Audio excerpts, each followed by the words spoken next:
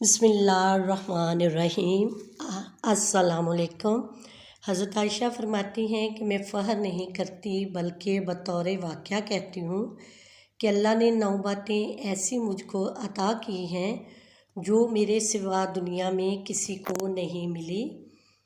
ख्वाब में फ़रिश्ते ने मोहम्मद सल्लल्लाहु अलैहि वसल्लम के सामने मेरी सूरत पेश की। जब मैं 7 बरस की थी तो मोहम्मद सल्लल्लाहु अलैहि वसल्लम ने मुझसे निकाह किया। जब मेरा सन 9 बरस का हुआ तो रुखसती हुई।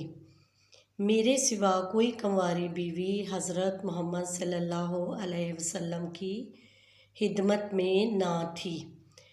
हज़रत मोहम्मद सल्लल्लाहु अलैहि वसल्लम जब मेरे बिस्तर पर होते थे तब भी वही आती थी।